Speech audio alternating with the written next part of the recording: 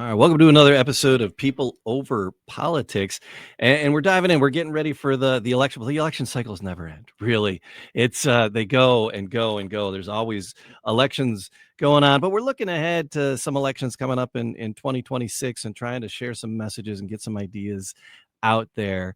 And Ren Nushai, we're going to talk a little bit about the ideas you have for this for these election cycles coming up and what's coming up for 26 and your mission. So we're going to talk about all those things. We're going to look at things that just kind of recently happened. We saw a bit of a blue wave take over during this current cycle. It includes elections for Democratic Party in Virginia. Abigail Spanberger, first female governor in the state history. That's kind of cool, right?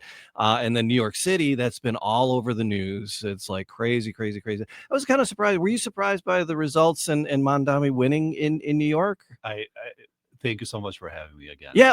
Thank you so much. This is fantastic, obviously, and thank you for taking the time. Sure. I was both, pleasantly surprised, and then in certain respects, it felt as if it was somehow inevitable at the same time. And such is the nature of politics. I think when we, depending on the outcome during the campaign, one of the things we're going to do whatever we're going to do in order to win, and of course that's the nature of our politics. But then at the end, depending on the outcome, if one wins, everything that they did was pure genius, and if one loses, everything they did was idiotic. Right. So in this case, everything that all of these politicians did over the course was genius. Yeah, I really didn't see him winning, and then as it started to unfold, I'm like, wow, he's probably going to win this thing. Like it seemed like the atmosphere wasn't right for him, and then it came through, and that's been part of that blue wave, which is kind of taken over in this last cycle. So what are your thoughts? Is this going to continue through the midterms of 2026? Potentially. I think I take the approach that ultimately it depends on what they do with this, or what we do with these wins. Political cycles being what they are, from time to time, the Democrats are going to win, and then at other times, the Republicans are going to win. And we're going to do this trade-off that democracy is well known and we're all grateful for. But ultimately, if we want to increase the cycle and we want to make sure that we see wins again and again, we have to do the work for it. So it's not sufficient to simply win hearts and minds over the course of one political election cycle. We have to do the work once you are in government and running the government now. So how do you personally plan to focus your efforts to, keep this blue wave going? Yeah, I think we have to do the work, and it's not just sufficient, again, to simply run and talk to all the people we need to talk to. I take the approach that we have to do much more than that. I take the approach that ultimately every election is about talking to your community, representing your community. And I sometimes think, or not sometimes think, but I believe that if I were to be able to have a conversation with every single resident voter of my district, I'd win that election, because I think I would be able to speak to them. I'd be able to relay my ideas, my strengths, my weaknesses, whatever they may be, and I'd be able to speak to the things that are important to them and carry the day. In the absence of that, we have to do work, this level work, try to get as many people as possible, and showcase both, things that I've done personally in the past to show who I am, what my character and personality is, what my strengths are, and how they would fit with respect to this particular role that I'm signing up for, and how it would benefit the people of my community. Yeah. That's the work that we have to do. I love community. I love the idea of community and building community. I'm a little on the outside of politics. I'm not super deep into the politics, but community is very important. Well, I think that makes two of us. I've never run for office before. Okay. And I didn't sign up to run for office because I needed another notch in my lapel. Far from it. At the end of the day, the people of the state of Michigan pay their legislators, state senators, such as the position that I'm running for, $70,000 a year. As an attorney of 15 years, I must say I fare better than that in my daily life. and it was never, to me, it was never an idea about, let's get another position or let's get the next best thing. I looked at my community and I saw, a series of shortcomings that we have. Yeah. And based on my analysis, I thought that this particular position, state senate, is where I would do, someone like me, an attorney, a member of this community, would do the most good. I see a shortcoming when it comes to the connection between local politics and state politics. Our Michigan State Senate has 38 senators. Okay. One attorney serving there right now. Well, okay. All right. It has 110 state representatives, 3 attorneys serving. Wow, there. that's it's that's a stark number. In Washington, there's a lot more. Well, of course, there's absolutely. a bigger number of. And I'm not sure that is necessarily a great thing either. Yeah, there has to be a balance between sure. Attorneys serving in the legislature, which after all the term comes from Latin. It says legis law and latur to pass, right? To pass laws. Yeah. And the quality of the laws that we pass is commensurate with the quality of the individuals that we send. And I think that balanced approach always makes more sense. Yeah. So you talked about wanting to, if you could, knock on each door. How big is the constituency that you're going to be representing? Absolutely. Just ballparky. Yes.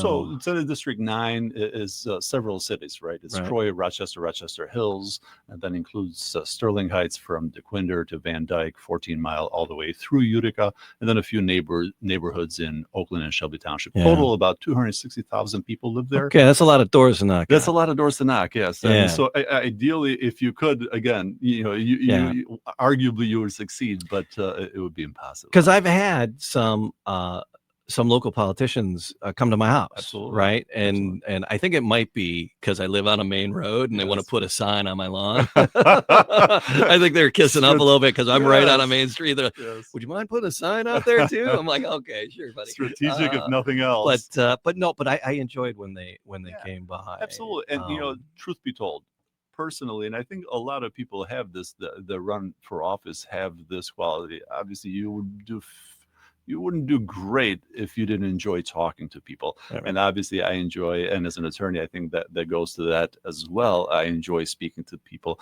I enjoy talking to my friends and neighbors in the community, basically. And that's it's community. Absolutely. So, So we were talking about the ebb and flow and the political cycles and winning and losing, and don't get caught on the wrong side of that line.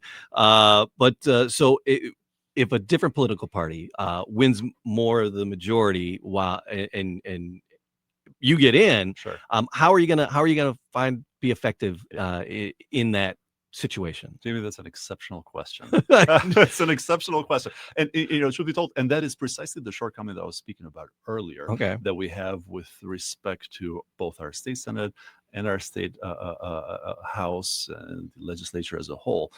Sometimes something is a simple truism, which is attorneys have to make do in a system regardless of the rules being crafted against their particular point of view. And after 15 years of representing members of my community as an attorney, as well as representing, I work as a prosecutor as well, advising and representing a municipality. You learn to operate within a system, which is, after all, what lawyers do, operate within a system regardless of the rules, and be able to reach out, sometimes across the aisle, sometimes within your own party, to make basically to make the compromises and reach the conclusions that your community needs. At the end of the day, the benefits that we seek as a community, they're not assigned a party color or banner by any stretch of the imagination. The things we need them regardless of whether you're a Democrat or Republican, right? We need education regardless of party. We need healthcare. We need roads and infrastructure regardless of party. And I think my work as an attorney for the last 15 years, as an activist in my community for all my adult life, has worked to conspire to exactly that, to attempt to accomplish what we need accomplished for our community. I do keep coming back to community, and I like that. I like that. And then the way I look at politics, it's because we hire you for a job, right? And it's like I get a little frustrated with Washington, especially because things get such a quagmire. And it's like, I hired you to go do a job. Yes. Set the partisan garbage aside. I mean, that could be your platform, and that can be what you represent. But now that you're there, get to work and do the job I hired you to do, or I might fire you. That's and not, and beyond that, the job that we begged for, right? We ultimately begged for this job to be able to represent, our communities, and I couldn't agree more. So that sets up the next question I was going to ask, because people, I'm going to fight for you, and I'm working hard. And so what sets you apart from all those other politicians who are out there fighting for you, working hard, and it's those cliches? But what does that really mean? I'm so glad that you use that term. Those are that's exactly what it is. They're cliches. As an attorney, all right, by definition, everywhere I go, in every court of law that I enter to every day, and I'm in court every day, I constantly deal with people opposing my desired outcome. Right. So every day is a fight, because I'm fighting for clients. I'm fighting for the municipality that I represent as a prosecutor. I'm fighting against someone else who seeks the exact opposite of what I want. And so when I hear politicians talk about, I'm a fighter, I'm this, I'm that, and then I start looking at what they do, and then I see as backgrounds, I don't know, accountants, and nothing wrong with accountants, of course, but I see accountants, I see, I don't know, diplomat, I see whatever, Sure. And I wonder, like, what in your daily life causes you to fight? I don't understand it. It's cliches. I think what sets me apart is precisely that understanding, having done it. Right, doing it every day of my life as my profession, as part of my job daily. I think it gives me an understanding and appreciation for the fact that sometimes outcomes that are needed for us are not the result of a fight. Right, they're a result of compromise. They're a result of being competent at the job that you need to do. One of the things that I look at, for example, when it comes to our legislature, is the quality of our laws. Being an attorney myself. And the quality of our laws is abysmal. The quality of justice in the state of Michigan is abysmal. It is abysmal because we couldn't presume to have anything else when you have one attorney out of 38 members of the Michigan Senate. Yeah. You are not going to get, there's a judiciary committee, for example, in the Michigan State Senate, right, which I presume is comprised of one attorney and 7 others, right, which are crafting the rules for the kind of judges that you're going to get, and the kind of justice that you're going to receive if and when you show up to court. We could all presume that the quality of those rules are not perhaps the greatest. Yeah. All right. So power of positive thinking. Absolutely. Right. When you get elected. Yes, sir. What is your plan for like 30, 90, 60, 90 days? So when you get elected. Yeah. I think, I think we have some shortcomings in our legislature. We have some shortcomings that we are experiencing as a community, and they're numerous and perhaps too numerous to go into, but there are some basic things that we need, sort of day one. One of the things that, and this is in the order of importance, perhaps is not the most important, but is this: we need our legislature to be subject to the Freedom of Information Act. Right. And here's why it's important. On the one hand, you think, like, oh, what, so what? They don't release their information. They don't, we don't have the ability to find out what's happening in the legislature, sort of the background. Right. Well, I think about it in these terms, and this is why I think it's important to me. If you were doing the work of the people of the state of Michigan, the work necessary on behalf of our community, and you were doing it right, you would want nothing more than to showcase it to the world. You'd want to go on top of on that mountaintop and scream it to the world and say, this is what I did, and this is how I did it. The only reason to want to sort of hide the backdrop, the background of the work that you do, is if there is indeed something to hide. Right. We can and must do better. And I think if we fix that one item, the rest is going to follow. We're going to have better government in Michigan if we do this. So I think that, if we're talking about the first 30 days out, and that would be true for 30, 60, and 90, as far as I'm concerned, because I imagine is work in changing hearts and minds also within the legislature, which sometimes can be rather recalcitrant and does not necessarily wish to react and engage in this kind of thinking. But I think it's necessary. Beyond that, obviously, investing in Michigan, investing in the people of the state of Michigan is critical. Yeah. And I think that's we are either going to do that, or we're going to see our own failures materialize as a result. But people don't always understand that they have a right to that information. Absolutely. So I teach journalism in high school, Yes. and so that's one of the things that gets my kids really excited is when they realize it's like, what, they have to tell me these things, and I'm like, yeah. And there's the Student Press Law Center, SPLC, and they do great work for supporting student journalism and freedom of information. Excellent. And it's really cool. And it because if a kid's trying to get some information from the school district or from the city, they can go to the website, and it creates a FOIA Absolutely. letter for them, a freedom of Absolutely. information. And it's great. We do it as an exercise in class, Absolutely. and we create things. And I've had kids, because especially a student journalist walking in wanting some information, and they're like, no, they're not going to give you that. And they're like, no, you kind of have to. And they're like, no, we don't. And they're like, all right, I'll be back. Hey, Miss Flanagan, help me do this FOIA letter. And then they take it in, and they're like, it's a great thing. And they get very excited about, well, this is, we pay for this information. Absolutely. It's ours, and we have the right to do it. It's I think it's an important. It's open government. Yeah. We've got to have it. And Yeah. I think if every municipality, every city Mhm. that you live in has that same obligation, right? And they provide this information just as you've outlined. There's no reason why the governor and the legislature in Michigan Shouldn't do the same. shouldn't do the same. Yeah. Let's switch to the economy. Let's talk a little bit about the economy. Day-to-day changes in federal government. Absolutely. It's like, leaving some Michiganders wondering how it's going to impact their daily lives, right? So Absolutely. things happening on a federal level really impacting lives. Some people, taking kids to Disney World as promised, and other people just getting food on their tables or buying a first home. The scope of this is it's deeply wise. What's your thoughts on the budget passed in the state Senate lately? Sure. Thank you for that, Jamie. It was a long time coming. Obviously, the budget was passed entirely too late and blew through every deadline known to mankind. At the end of it, left everyone wondering why, because there was no need for it at all, other than it was just politics perhaps at its worst. Ultimately, the budget passed was a budget that was not too dissimilar what I imagine they attempted to do from the get-go. So there was really no justification for it. There were things that were good, right? There were investments, additional investments in roads. There were additional investments in education, and trying to make up for some of those shortcomings in healthcare that we're seeing and experiencing, that all our members of our community are seeing and experiencing from the cuts in the federal budget. But then again, one wonders whether that is enough. There's always going to be a detriment when we attempt at the state level to plug holes that we otherwise should have had completely accounted for at the federal budget level. And I think that in and of itself created an issue with our budget. This is not, obviously, it's not a small thing. Our budget is over $80 billion for the state of Michigan.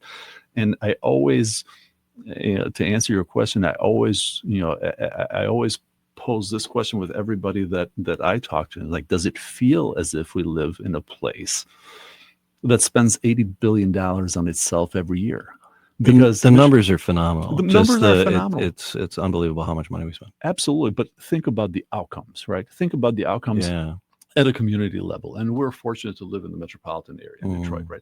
And most of the money in this great state, most of the taxes paid, come from the metropolitan area, right? Yeah. This is where most of the businesses, this is where, a huge chunk of the population of the state lives in a concentrated area. And this is obviously where all the infrastructure takes a hit, where all the dollars go to our seniors, because we have over 3 million in just the Tri-County area alone, right? So at the end of the day, when you start asking the question, does it feel as if we live in a place that spends over $80 billion every year on itself? I think the answer that the average person gives us, probably not. It doesn't feel that way. And I think that's ultimately the shortcoming. We can and must do better. First of all, to play games with our budget the way that our state senate and the legislature overhaul. And of course, this is not every senator and every legislator in Michigan, far from it. But the leadership on the other side of the aisle played games with it, and the outcome at the end of the day, it was something that did not help the community, did not help our community. Take it back to the individual. So how does this state $80 billion thing?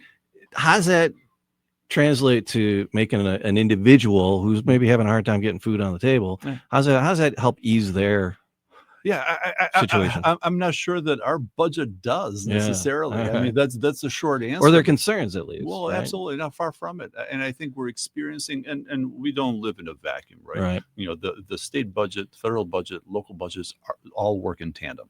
At the local level, you know, we live in these cities, right? You and I live in Troy. We live in Rochester Hills. We live in Sterling Heights. We live in Center District 9, right? All, all of us. And at the end of the day, right, if we have money that is not going to our roads, but they're going to other fringe Senate beneficiaries and legislature beneficiaries, that's money out of our, that money that is not going to go to improving our lives, right? Right. The programs that you're cutting in order to plug holes from the federal budget are programs that are impacting our community at an individual level. And I think that goes all throughout programs that say, if we're all of a sudden fighting for school meals for kids who don't have the ability or who are going to school hungry, which is absurd to hear and think in the richest, wealthiest nation in the history of mankind. I think that, but for us to be able to talk about that in 2025 and to be able to carry this conversation is absurd. I mean, the reality of it is, again, we can and must do better. There's no reason why our focus shouldn't be the people of the state of Michigan, the people of our community, and improving their daily lives in every which way, so that they feel that the budget that this great state spends on itself every year is one that benefits them individually. So looking at that budget that they came out with and how they're spending the money, do you think they made some good choices, and how is it impacting Michiganders? Sure. And then the second part of that is there something you would prioritize differently than that's in there? Absolutely. There were, I was pleased to see, even though I was pleased to see that there was investment in roads and infrastructure, for example. There was increased investment there. Fix the blank roads. Precisely. Absolutely necessary. It does not bode well for us during the summertime months, but it's a necessity. That cliche chasing her around. That's right. That's right. But ultimately, it's something we need. So in that sense, it's great. I also was pleased to see, again, some maintaining stability when it came to education, the educational budget. And precisely, teacher, woo! Precisely. And if you were to ask me, what would you do differently or the same but improve upon, that's exactly what it would be. Investment in education, critical. If we invest in education, there's not a dollar amount that is too much when it comes to that, in my humble opinion. The reason is, again, we're investing not just in education, we're investing in the future. You're investing in future jobs. You're investing in your community. You're investing in your in the youth. You're investing in your future economy. And if our approach is we're going to fight for the jobs of yesteryear, and that's your economic approach to the future of the state of Michigan, we're bound to lose. We're not going to benefit. There's good reason why we no longer have those steam engine jobs around here. It's because they've moved on, and we don't want them back either.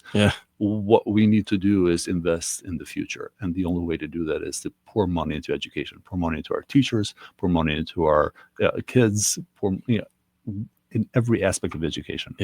It's living in it. Yes. People say education, and people think, oh, it's like what we're paying teachers, but there's so much, so little of it goes to the teachers. Trust me.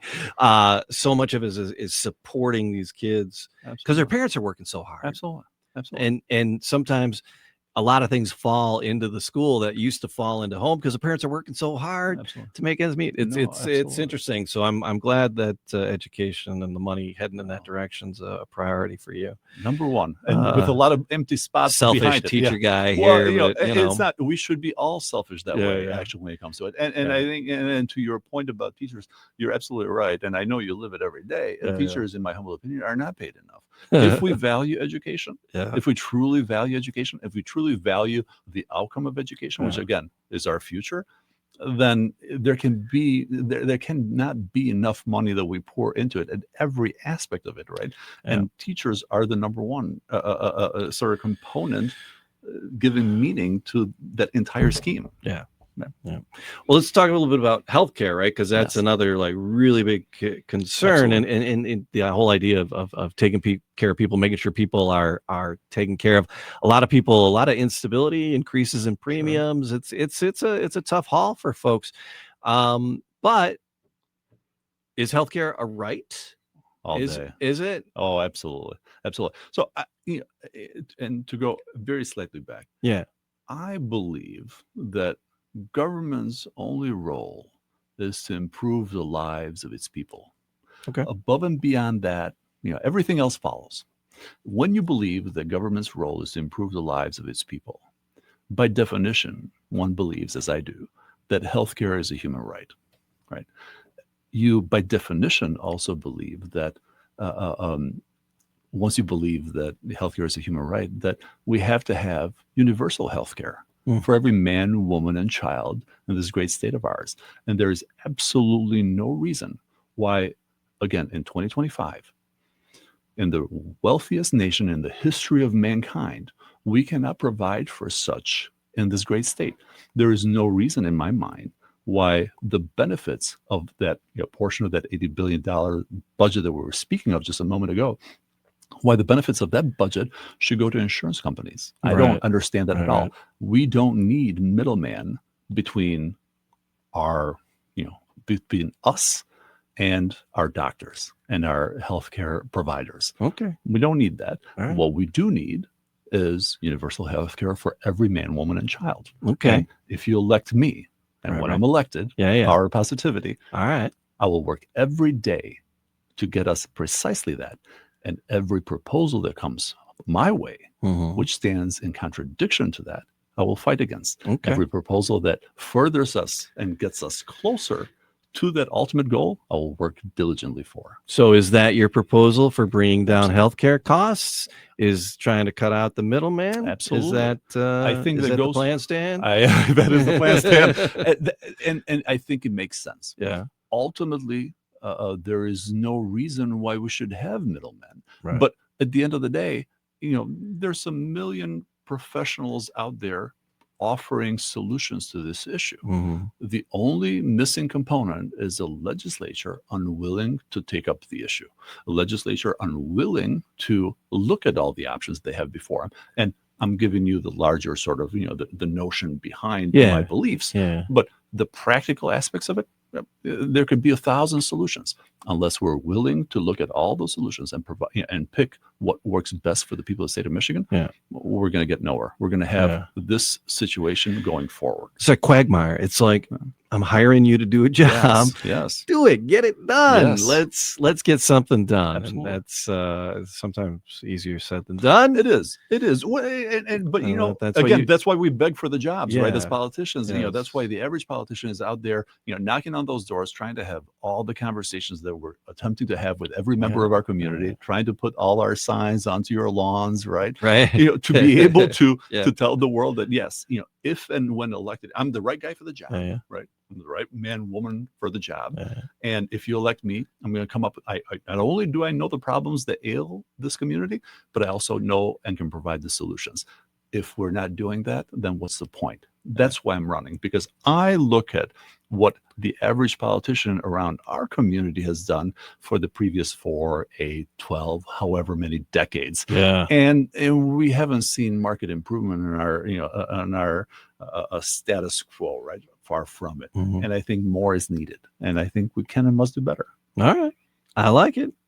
So the primary, right? Yes. So now there's going to be a primary because Oakland County Commissioner Brendan Johnson announced he's going to be running as a Democrat. District 9, that's the one you want, right? Yes. So now there's going to be a primary. What's your thoughts on this? I welcome. Who's this Brendan Johnson character? Very nice guy. Very nice guy. Brendan Johnson is running, and yes, we're going to have a primary. I am of the opinion that primaries, at the end of the day, make us better candidates. Make us better candidates and force us to articulate all our beliefs ahead of time, as opposed to having that carefully crafted a series of statements for purpose purposes of a general election, right? We need to win on two very different fronts now, Okay. right? We both need to articulate to our Democratic base what we stand for, who we are, and how what we've done informs the electorate to say that, to think that we are the right person for the job, both to win at the general election, but then deliver at the end thereafter. But then also, again, focusing on the general election, we have to do so. We have to run the primary in such fashion to where our ideas are not counterintuitive and they don't work to our detriment with respect to the general election. Yeah. That's a fine balance, which if it isn't just that, if it isn't just a balance, right, but if it is who you are, authentic to yourself, and your ideas are true and you're true to them, Yeah.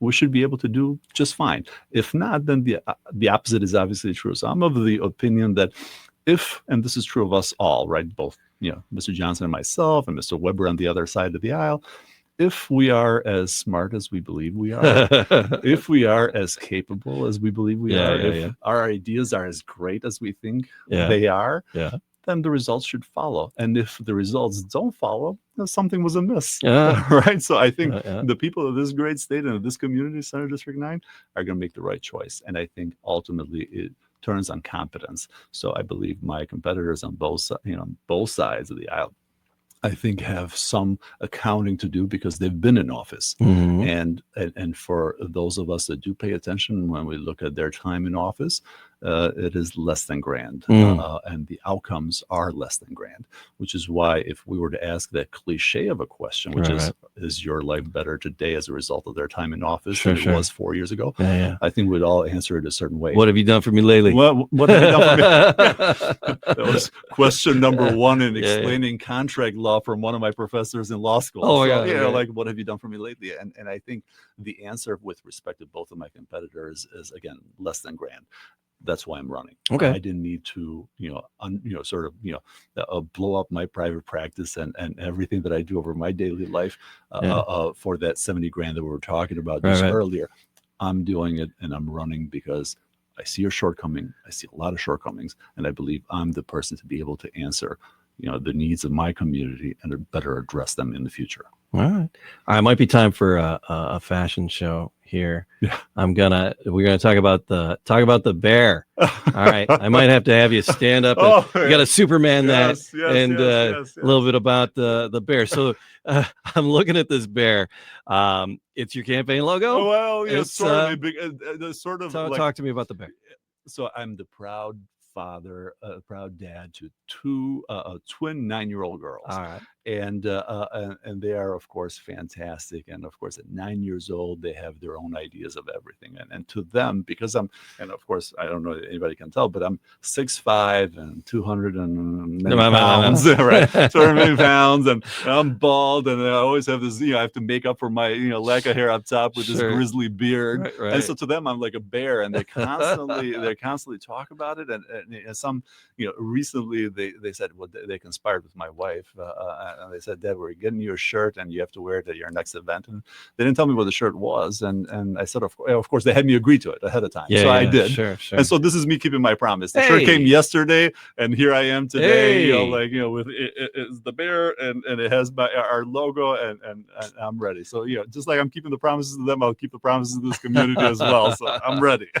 So talking about the community and knocking on the doors and meeting people, how can people connect with you? And if they wanted to meet you, are there events and things? Absolutely. Are you doing coffee at the local coffee? What do you do? How are you connecting with people? Thank you so much. Thank you. Everywhere, obviously, I'm constantly everywhere and constantly trying to meet everyone wherever they're at. They don't even have to come to me. I'm happy to go to them, whatever it is. So we're doing a lot of events. Obviously, there's some events are necessary components of the campaign, which are fundraisers and things of this nature. We're having one coming up in a week or so. But then above and beyond that, you're right. Every coffee shop in these cities, you will find me there. I'll look for the guy with the bear. Well, look for the guy with the bear, usually, or something suit and tie. And I'm every town hall every year we're there, and so and most importantly, again, I'm willing to come talk to you whomever you are, wherever you are. Okay. And if anybody Can they email you? Is there a Absolutely. website? Of course, and we have Yeah. all that, right? We have All right, a we'll put it website, in the. rent4misenate.com. Okay. And then we have, we're, social media presence, both Facebook, Instagram, TikTok, the whole 9 yards, and all the information. We constantly monitor all our communications to be able to answer people's questions, and it's been great so far. The feedback has been wonderful. Okay. And this community, I think, shows, and if this campaign has shown anything to me, at least, is that there's been a yearning in our community for actual conversations, and we no longer want to simply pick people like my opponents on both sides, which have been in office and simply are raising their hand and saying, well, we were here in office for 4 years and we didn't do anything much for 4 years, but now we want position B and we want to continue not to do much. But no, I'm really going to do it this time. I swear. Precisely. I think we are. I think if I have one thing that pleases me the most is when I notice that our community seems to want to be more discerning about whom we elect. Yeah. And I think competency in delivering the tasks that you're promising to deliver is something that is important to them. And I think I couldn't be more pleased. There you go. All right. So hit the website, hit the socials. We'll sit down and talk some more, Ren. Thank you for sharing a coffee this morning and diving into these issues. Thank you so much, Jamie. This is just a great fun, great pleasure. Thank you so much. All right, we'll do it again. Sounds good. Very soon.